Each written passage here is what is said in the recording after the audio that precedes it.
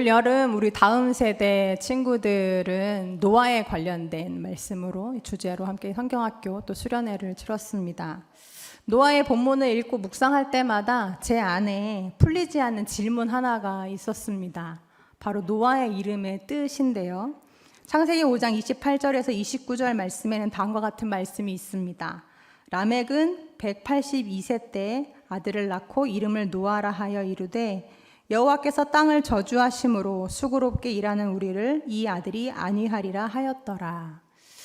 네, 이 노아라는 이름의 뜻에는 쉬다, 앉다, 휴식하다, 안식하다, 네, 이런 뜻을 가지고 있는 히브리어 누아흐에서 이제 이 이름이 유래됐는데, 그의 아버지 라멕 역시도 앞으로 수고로운 인생을 사는 이 인류에게 쉼과 안식을 가져다 줄 사람이 바로 이제 내 아들이다, 이런 기대와 바람을 가지고 아들에게 이 이름을 지어 주었다는 거예요.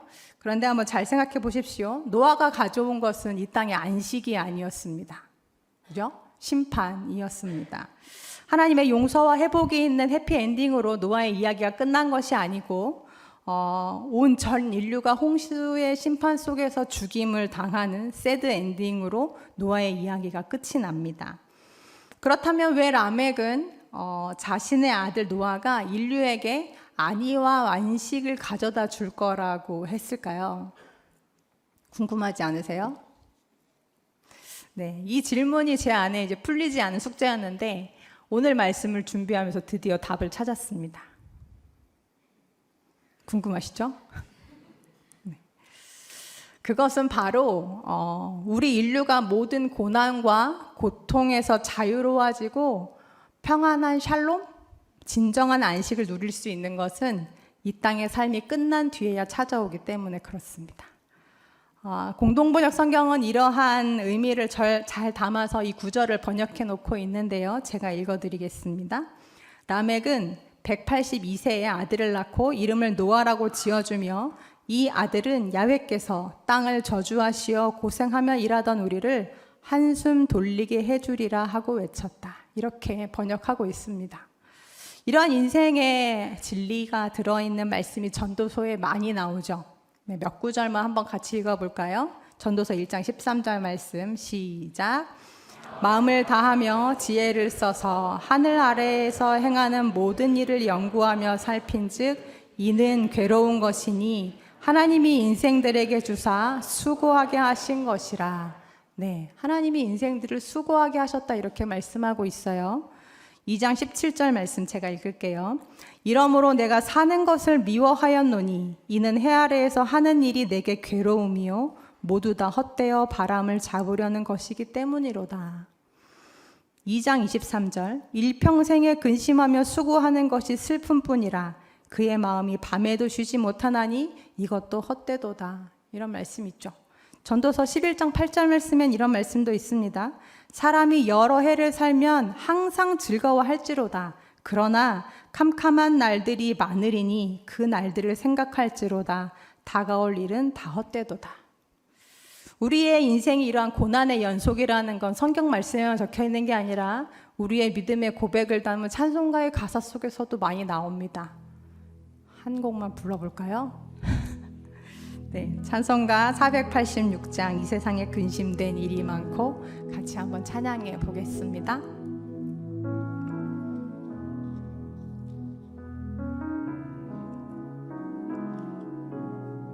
이 세상에 근심된 일이 많고 이 세상에 근심된 일이 많고 참 평안을 몰랐구나.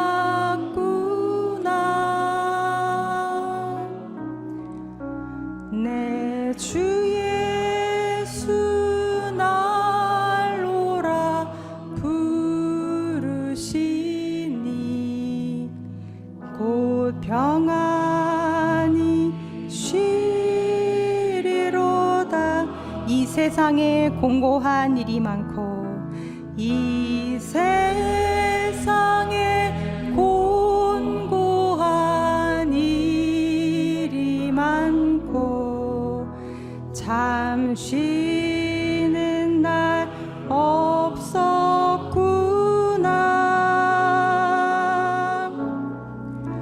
내 주 예수 날 사랑하시오니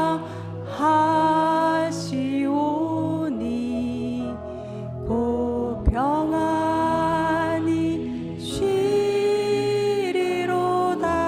이 세상에 죄악된 일이 많고 이 세상에 죄악된 일이 많고 참 죽을 일 쌓였구나.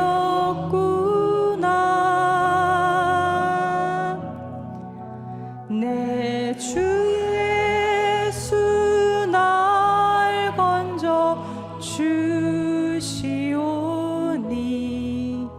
곧 평안히 쉬리로다.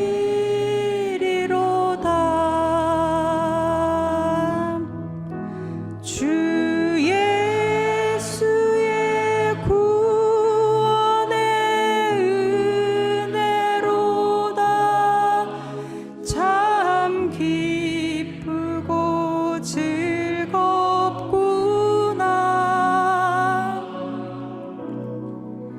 그 은혜를 영원히 누리겠네. 곧 평안히 쉬리로다.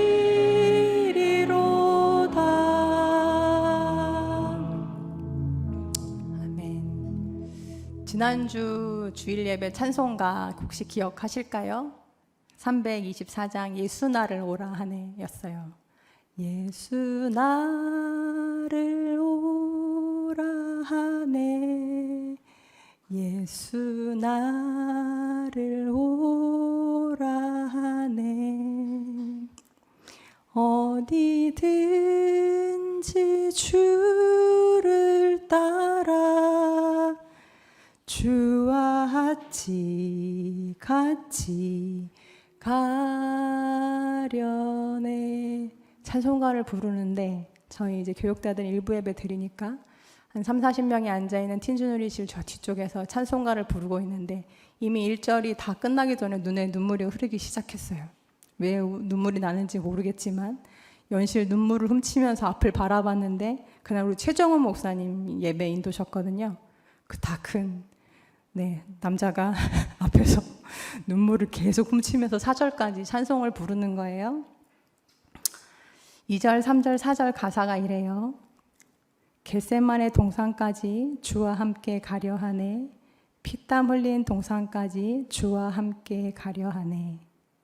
같이 한번 불러볼까요? 3절, 4절. 심판하실 자리까지 주와 함께 가려 하네. 심판하실 자리까지 주와 함께 가려.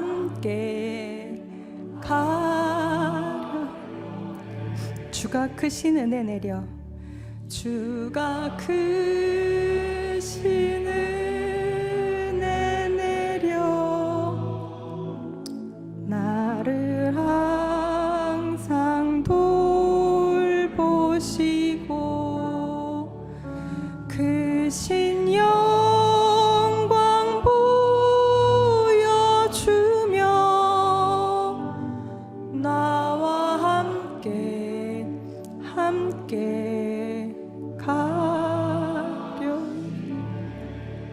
주의 인도하심 따라 주의 인도하심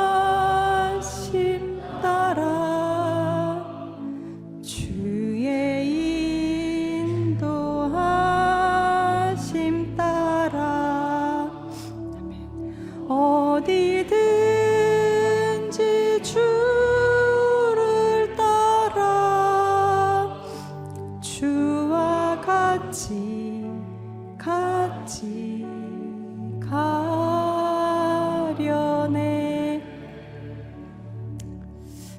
용서하고 들어주세요. 제가 많이 살지 않았습니다. 그런데 제가 걸어가고 있는 이 인생길도 그렇고, 저 앞에서 예배 인도를 하고 있는 우리 최정훈 목사님의 인생길도 그렇고, 또 참 쉽지 않은 길을 걸어가고 있는 우리 성도님들의 그 삶이 제 눈에 들어왔습니다. 그 길을 같이 걷고 있는 우리 공동체가 함께 찬양을 부르는데, 주님이 인도하시는 길이라면 어떤 길이든지 주님과 함께 걷겠다고 하는 그 고백의 모습이 그냥 감동이 되고 눈물이 났던 것 같아요. 우리 인생은 이처럼 크고 작은 파도들이 계속해서 밀려오는 그 망망대해를 항해하는 것과 같습니다. 그런데 이 땅을 밟고 이 세상을 살아가는 동안 우리로서는 그 파도를 멈출 수 있는 힘도, 피할 수 있는 힘도 우리에게는 없습니다. 그래서 예수 그리스도가 우리를 구원하기 위해 이 땅으로 오셨습니다. 그러시면서 공생의 삶을 시작하시면서 우리에게 주신 첫 번째 말씀이 있어요. 중요한 말씀이라서 같이 읽고 싶은데, 누가복음 4장 16절에서 21절 말씀입니다. 저와 여러분이 교독해 보겠습니다. 제가 먼저 읽을게요. 예수께서 그 자라나신 곳 나사렛에 이르사 안식일에 늘 하시던 대로 회당에 들어가사 성경을 읽으려고 서심해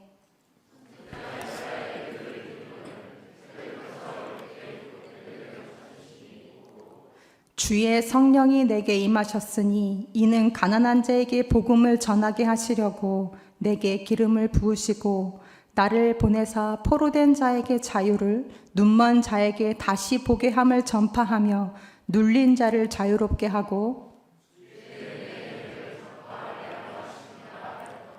책을 덮어 그 맡은 자에게 주시고 앉으시니 회당에 있는 자들이 다 주목하여 보더라. 이에 예수께서 그들에게 말씀하시되 이 글이 오늘 너희 귀에 응하였느니라 하시니 아멘.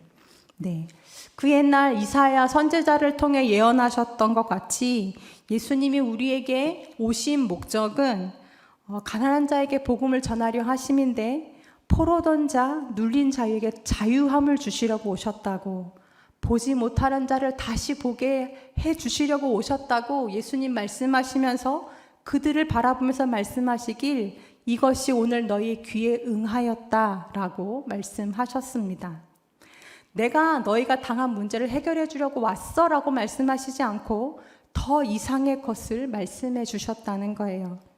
사도행전 3장에 보면 사도행전에서 첫 번째로 등장하는 이적 기사가 기록되어 있는데 기억하시겠죠? 성전 미문 앞에 앉아 있었던 안진뱅이를 일으켜 주신 사건이었습니다. 네, 이 이야기를 통해서 우리에게 하나님이 주시고자 하시는 메시지는 뭐였을까요? 내용이 이러하죠. 그가 베드로와 요한이 성전으로 들어가려고 하는데 그가 베드로와 요한을 보면서 큰 소리로 외칩니다.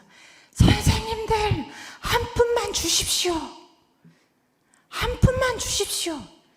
네, 큰 소리로 외칠 때 베드로와 요한이 그 소리를 듣고 길을 돌이켜서 그에게 다가가죠. 그러자 말씀이 이렇게 기록되어 있습니다. 그가 그들에게서 무엇을 얻을까 하여 바라보거늘. 무엇을 얻을까 하여 바라보거늘. 네, 한 푼을 구하면서 간절히 베드로와 요한을 바라보고 있을 때 베드로가 그 사람의 손을 붙잡고 눈을 쳐다보면서 했던 말 기억하시죠?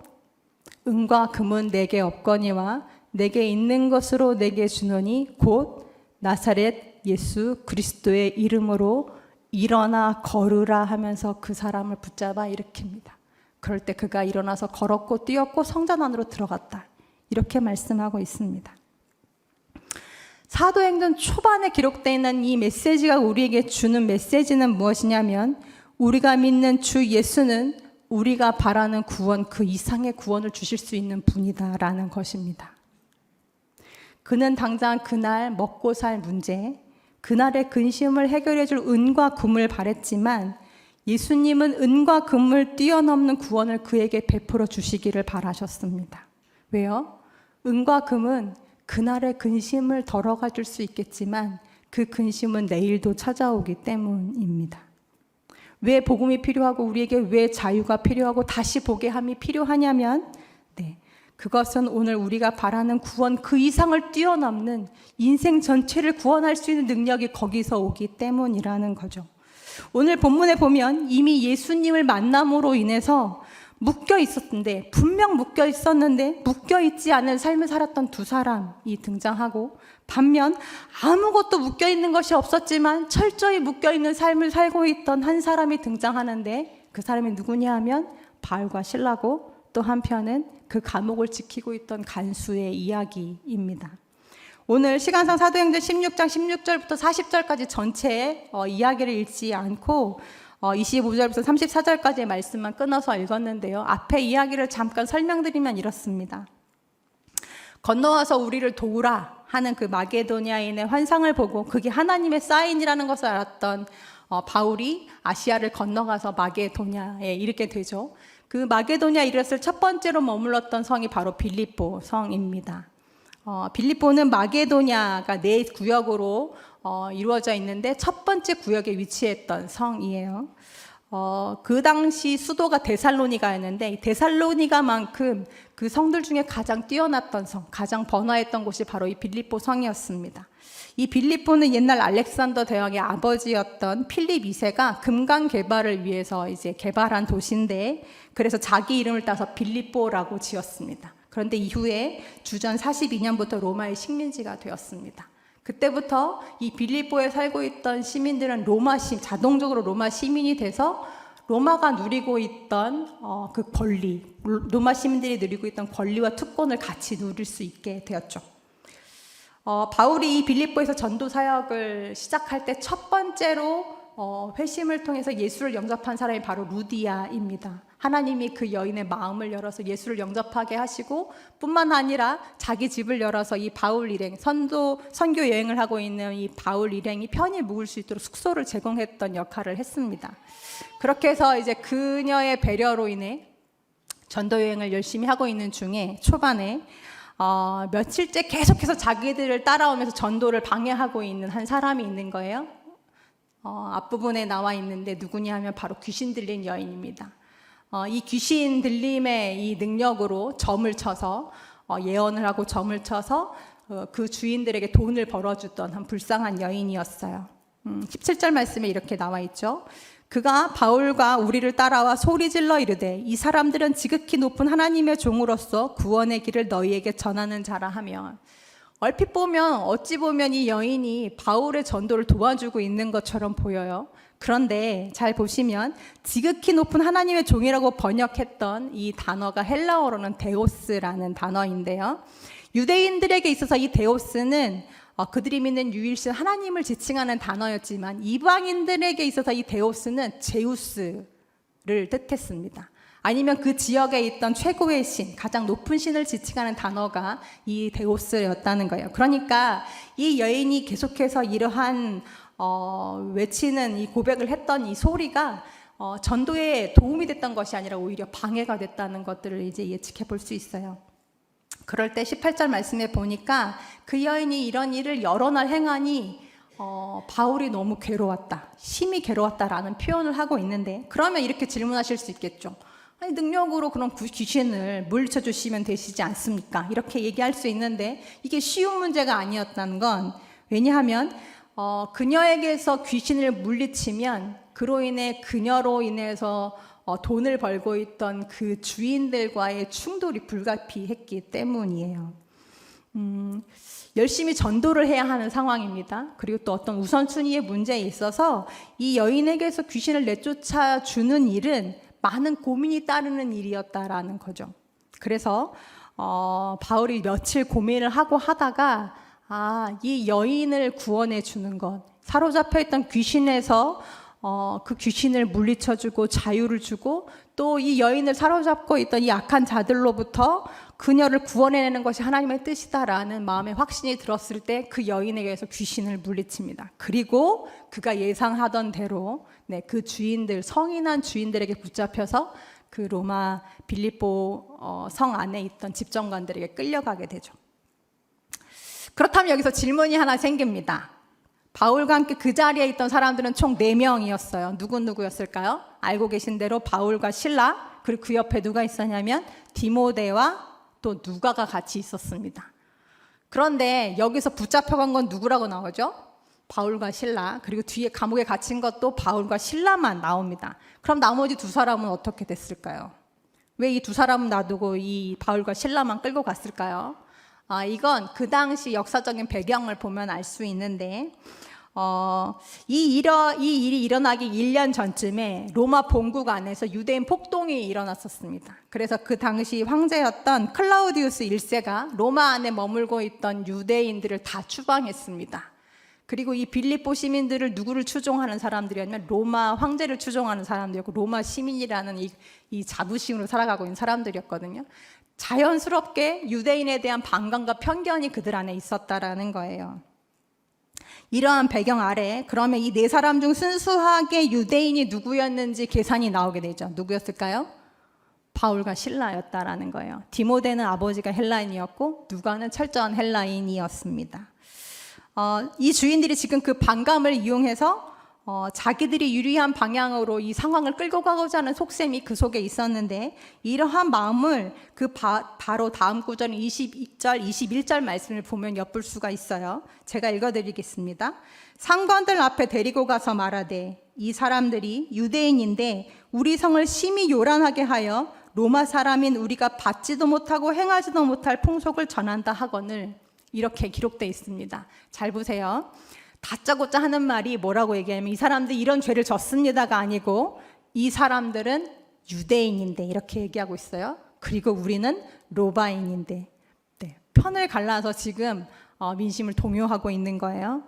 그리고 이 사람들이 이 성에 들어와서 이 성을 심히 요란하게 하고 있는데 1년 전에 로마 본국 안에서 폭동을 일으켰던 것처럼 이 유대인들이 우리 성 안에까지 와서 이렇게 혼란을 야기하고 있다고 거짓 모함을 한 거죠. 그러자 이 질서를 지켜야 하는 집정관들이 마음이 흔들리기 시작합니다. 그리고 친로마일 수밖에 없는 이 집정관들이 앞뒤 사정을 가릴 것도 없이 그렇게 생각하고는 옷을 벗겨서 심한 매질을 하고 감옥에 가두는 사건이 오늘 본문에 이제 등장하게 되죠.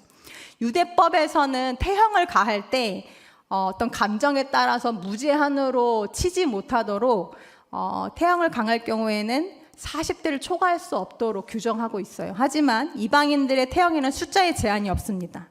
그냥 그 관리들의 분이 풀릴 때까지 민심이 사라질 때까지, 동요가 사라질 때까지 매질을 하게 돼 있다라는 거예요. 그런데 오늘 말씀에 보면 23절에 그들이 많이 친 후에 곡에 가두었다 이렇게 이야기하고 있는데, 정말 분이 풀릴 때까지, 이 동요가 잠잠해질 때까지 수많은 매질을 했다라는 걸 추측해 볼 수 있어요. 그리고 나서 어떻게 했냐? 만신창이가 된 이 바울과 실라를 로마의 깊은 지하 감옥 속에 단단히 가둡니다. 그리고 나서 오늘 25절 말씀이 시작되는데 첫 단어 혹시 기억하실지 모르겠는데 첫 단어가 바로 한밤중에입니다. 한밤중에. 집정관들이 많이 친 후에 든든히 지키라고 명하고, 또 말씀을 보니 명령을 받아 깊은 옥에 가두었는데 발까지 착고에 든든히 채웠다. 든든히라는 말이 두 번씩이나 등장해요. 그러니까 2중 3중이로 지금 묶이고 갇혀있는 상황을 표현하고 있는 것입니다. 이렇게 물리적으로도 그렇지만 심정적으로, 상황적으로도 그들에게 깊은 한밤중이 찾아오는데요. 성경에서 한밤중은 이렇게 가장 어두운 시간을 뜻하는 단어로 인생의 깊은 절망 또 고난을 상징하는 단어로 종종 쓰입니다. 지금 바울과 실라가 그런 상황 가운데 처해 있다, 이런 뜻이에요. 하나님의 뜻이라 믿고 마게도냐를 선택했습니다. 그리고 빌립보를 선택했고 그 여인을 풀어주는 것을 선택했다는 거예요. 그런데 그렇게 해서 하나님의 뜻을 선택했을 결과가 영광이 아니라 감옥이었다, 고난이었다. 오늘 이렇게 말씀에 이야기하고 있는 것입니다. 예상보다 더 극심한 고난, 더 비참하고 더 힘들고 더 어둡고 깊은 감옥 속에 단단히 2중 3중으로 묶여있는 바울과 실라를 한번 떠올려 보십시오. 하나님 뜻이라 믿고 감행했지만, 그래서 고난이 올 줄은 대충 예상하고 있었지만 진짜 버티기 너무너무 힘든 고난이었습니다. 고통 때문에 앉아있기도 힘들고 누워있기도 힘들고 어디에 쓰라려서 벽에 기대고 앉아있을 수도 없는 상황이었고, 너무너무 캄캄해서 옆에 있는 신라의 얼굴도 바울의 얼굴도 서로 볼 수가 없는 상황이었어요. 그런데 그 상황 속에서 바울과 신라가 기도를 하고 찬송을 했다라고 기록되어 있는데, 말씀을 읽다가 갑자기 바울이 그때 찬송가가 없었는데 어떤 찬송가를 불렀을까, 대체 무슨 찬송가를 불렀을까, 이런 질문이 생겼어요. 나중에 천국에 가면 바울 선생님께 꼭 물어보고 싶습니다. 그때 무슨 찬송가 부르셨어요? 이렇게. 그래서 만약에 바울이 이 시대의 감옥에 갇혔다면 어떤 찬송가 불렀을까, 이렇게 상상해 봤을 때 제 마음속에 떠오르는 찬송가가 하나 있었어요. 감옥이에요. 앞이 보이질 않아요. 온몸이 아파요. 그런데 그 고통 속에서 이 찬송가를 부르는 거예요.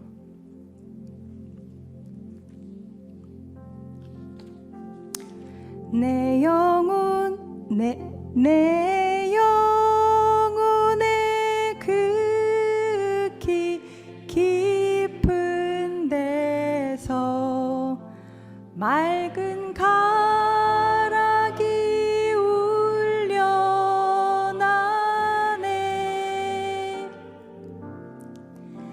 하늘 곡조가 언제나 흘러나와 내 영혼을 고이 싸네. 내 맘속에 솟아난, 내 맘속에 솟아난 이 평화는 깊이 묻힌 보배로다.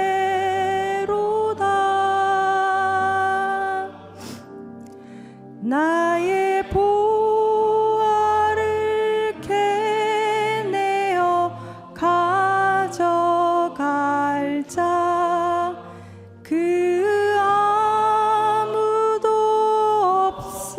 없으리라. 내 영혼의 평화가 넘쳐남은, 내 영혼의 평화가 넘쳐남은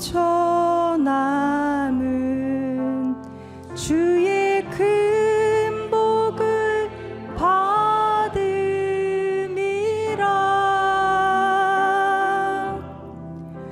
내가 주야로 주님과 함께 있어 내 영혼이 편히 쉬네. 이 땅 위에 험한 길 가는 동안, 이 땅 위에 험한 길 가는 동안 참된 평화가 어디 있나. 우리 모두 다 예수를 친구 삼아 참 평화를 누리겠네. 아멘. 평화, 평화,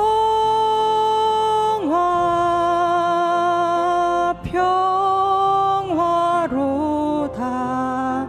하늘 위에서 내려오네.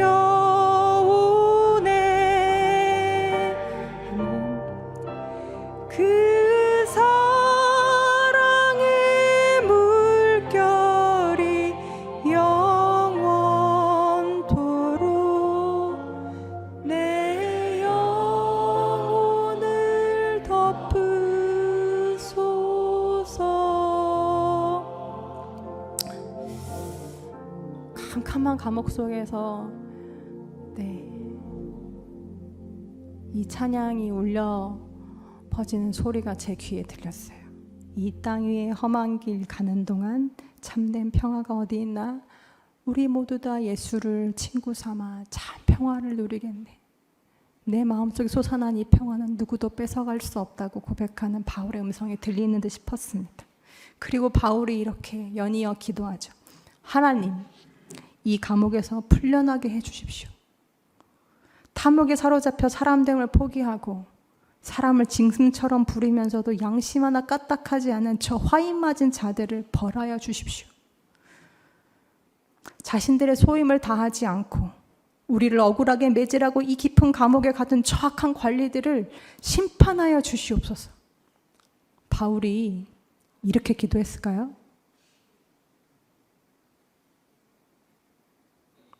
아니요, 바울이 이렇게 기도합니다. 하나님, 저는 잘 모르겠습니다. 제가 왜 이곳에 있는지, 언제까지 이곳에 있어야 하는지, 우리를 향한, 그리고 이 일을 향한 하나님의 뜻을 저는 도저히 잘 모르겠습니다. 하지만 하나님, 뜻하신 바가 있다면 우리를 통해 주님의 뜻이 이루어지게 하여 주옵소서. 우리에게 이 고난을 감당할 힘을 주옵소서. 하나님, 내 옆에 있는 신라에게 이 고통을 인내할 힘을 주십시오. 옆에 있는 신라는요, 바울을 위해 기도하지 않았을까요? 그때 갑자기 큰 지진이 일어나요. 옥토가 움직이기 시작합니다. 옥문이 열리고 모든 사람의 그 메인 것이 다 벗어진지라라고 말씀하고 있습니다. 이 구절을 해석할 때 큰 지진이 일어났고 그로 인해서 모든 감옥문이 열렸고 모든 죄수들의 묶인 것이 풀어졌다라고 해석하는 분들도 있지만, 건물이 무너질 정도의 지진이었다면 아마 그 속이 아수라장이 되었을 거예요. 많은 사람, 죽은 사람도 나왔을 거고, 모든 묶인 것들이 풀려났다면 그 속에서 죄수들이 빠져나오려고 엄청 큰 소동이 일어났을 거라는 거죠. 그런데 뒤에 말씀을 계속해서 보면 그 다른 죄수들에 대한 이야기가 나오지 않습니다. 그것을 보아서 모든 옥문이 열린 것이 아니고 바울과 실라가 묶여있던 그 감옥문만 열렸고 그리로 통하는 출입문만 열렸고 바울과 실라에 묶였던 것만 풀렸다라고 보는 해석이 있는데, 오히려 후자가 더 자연스럽지 않을까 이런 생각이 들어요. 어쨌든 그 밤에 일어난 기적으로 인해 바울과 실라가 묶였던 것들이 다 풀렸고 감옥문이 열렸다면 이제 나오기만 하면 됩니다. 그런데 그들이 그곳에서 나오지 않습니다. 왜요? 풀어달라고 기도했던 것이 아니기 때문에 그래요. 하나님 뜻을 알게 해달라고, 하나님 뜻이 이루어지게 해달라고 기도했기 때문에 그래요.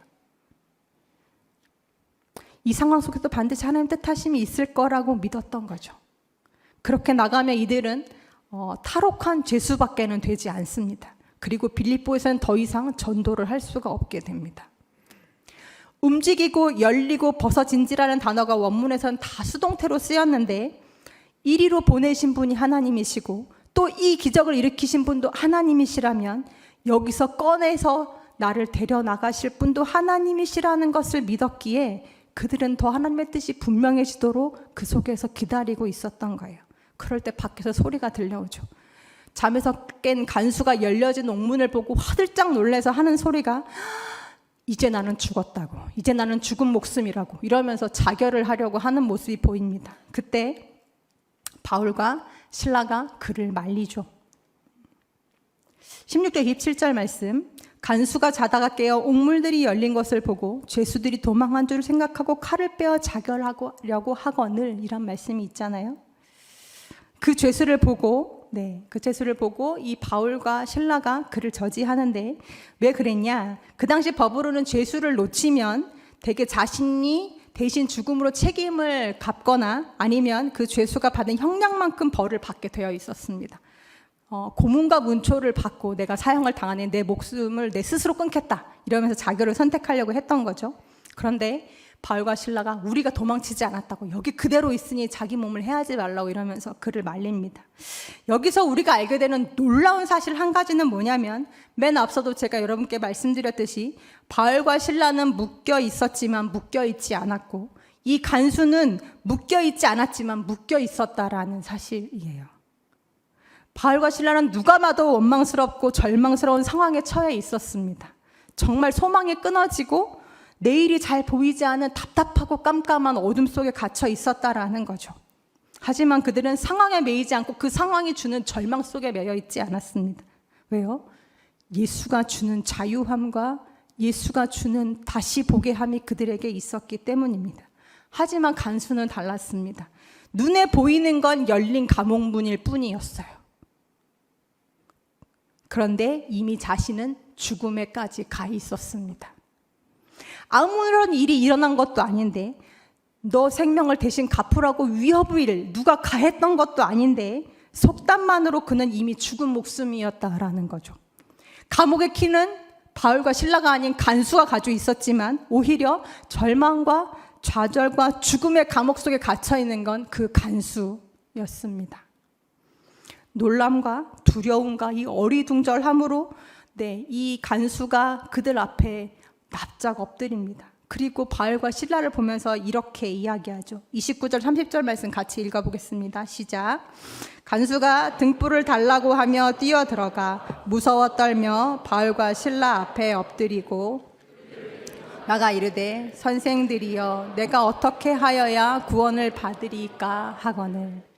선생들이여 라고 한 이 말은 헬라어로 퀴리오스라는 단어인데 주로도 번역할 수 있는 최고의 존칭어입니다. 그리고 어떻게 구원을 받으리까 물었을 때 그 구원은 우리가 생각하는 예수 믿고 죽어서 천국 가는 그런 영적인 구원의 개념이 아니었어요. 어떤 죄에서 해방이 된다든지 진리를 깨닫는 깨달음이 주어진다든지 하는 차원에서의 구원이 아니었습니다. 그가 말한 구원은 이 문제로부터의 구원, 자기가 지금 직면한 이 고난으로부터의 구원을 이야기하는 것이었어요. 그러니까 다시 말하면 오 주여 저를 살려주셔서 고맙습니다. 제 생명줄이 이제 당신한테 있는데 그래서 제발 저를 좀 살려주십시오. 제가 어떻게 해야 여기서 구원을 얻을 수 있겠습니까? 이런 간청하는 애원이었다라는 거죠. 그런 그에게 바울이 이렇게 대답하는데 8월달 함께 외울 암송 말씀이죠. 같이 읽어볼까요? 주 예수를 믿으라. 그리하면 너와 내 집이 구원을 받으리라. 바울을 향해서 오 주여라고 고백하는 그에게 나는 주가 아니다. 예수 믿으세요가 아니라 주 예수를 믿으라. 예수가 주다라고 고백하면서 그분은 지금 당신이 바라는 구원 그 이상의 구원을 주실 수 있는 분이고 그 구원을 지금 주님이 당신에게 주고 싶어 하신다라고 선포하고 있는 것입니다. 그래서 그 밤에 그 간수와 간수의 온 집안 식구들이 바울이 전한 그 복음을 듣고 예수를 영접합니다. 그리고 오늘 말씀 34절은 이렇게 끝나요. 그와 온 집안이 하나님을 믿음으로 크게 기뻐하니라. 아멘. 죽음의 위협과 절망의 위협 속에서도 그것을 뛰어넘는 능력. 혹시 정말 혹여 나에게 닥친 것이 죽음이라고 할지라도 그 죽음을 통과해내서 다시 살아나는, 그래서 부활하는 능력. 그 속에서 함께하고 계시는 하나님을 보는 능력이 어디로부터 임합니까? 오직 주 예수 그리스도, 그분으로부터 그 능력이 우리에게 임합니다. 오직 예수 그리스도 그분만이 구원, 우리가 바라는 구원 그 이상의 구원을 주실 수 있는 분이시라는 것입니다. 그리고 그분이 우리에게 이미 말씀하셨습니다. 그 일이 너희의 귀에 이미 응하였다. 아멘. 빌립보 시민들이 모두 다 잠들어 있어서 그 깊은 감옥 안에서 무슨 일이 일어난지 모르는 그 깜깜한 한밤중에 그 깊은 절망과 죽음의 공포가 드리워져 있던 그 좁은 감옥 속에 우리 하나님은 깨어서 바울과 실라를 지키고 계셨습니다. 그 하나님을 바라볼 수 있는 눈이 바울과 실라에게 있었습니다. 예수로부터 구원 이상의 구원을 얻은 우리들은 그래서 절망이 찾아와도 그 절망을 이겨낼 수 있습니다. 죽음이 찾아와도 그 죽음을 이겨낼 수 있는 능력이 이미 우리에게 있습니다. 이 옥문을 벗어나는 게 구원이 아니고 이 옥문을 벗어난다 한들 또 다른 옥은 우리에게 찾아올 것입니다. 인생의 한밤중에 만난 그 깊은 밤은 오늘이 지나면 내일 또 언젠가 우리에게 다가올 것입니다. 그래서 바울이 주고 싶어 했고 예수님이 주고 싶어 했던 구원은 일회적이고 단편적인 구출이나 구조의 차원을 넘어선 인생 전체를 살아내고 이겨낼 수 있는 구원을 하나님은 우리에게 주시기 위해 예수 그리스도를 이곳에 우리를 위해 보내셨다라는 사실입니다. 그를 사랑하사 바울로 하여금 2000km를 달려서 그 밤에 그를 만나 구원을 선물해 주셨던 하나님이 그보다 더한 수고와 희생을 치르시고 오늘 우리를 찾아와 주셨습니다. 이스라엘 백성들이 원했던 것은, 이 예수에게 기대했던 것은 로마로부터의 해방, 정치적인 독립이었어요. 그런데 예수님은 그들이 원하는 걸 주시지 않았습니다. 왜일까요? 그들이 로마에서 독립한다 한들, 정치적인 해방을 맞이한다 한들, 또다시 그 역사 속에서 언젠가 열국들의 억압과 지배와 전쟁은 계속될 것이기 때문에 그렇습니다. 주님 오실 때까지 내가 이 땅을 밟고 사는 동안은 크고 작은 파도들은 끊임없이 쉬지 않고 우리에게 달려들 것입니다. 그러니 주 예수를 믿으십시오. 확실히 믿으십시오. 그리하면 여러분과 여러분의 집이 구원을 얻을 것입니다. 마지막으로 주님이 우리에게 주신 약속의 말씀 같이 읽겠습니다. 함께 읽겠습니다. 시작. 우리가 이 보배를 질그릇에 가졌으니 이는 심히 큰 능력은 하나님께 있고 우리에게 있지 아니함을 알게 하려 함이라. 우리가 사방으로 우겨쌈을 당하여도 쌓이지 아니하며 답답한 일을 당하여도 낙심하지 아니하며 박해를 받아도 버림받지 아니하며 거꾸러뜨림을 당하여도 망하지 아니하고 우리가 항상 예수의 죽음을 몸에 짊어짐은 예수의 생명이 또한 우리 몸에 나타나게 하려 함이라. 아멘.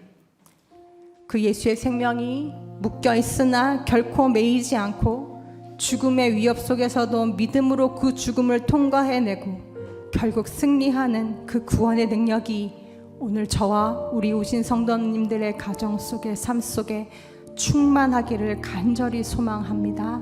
아멘. 함께 말씀 기억하시면서 함께 찬양하시겠습니다.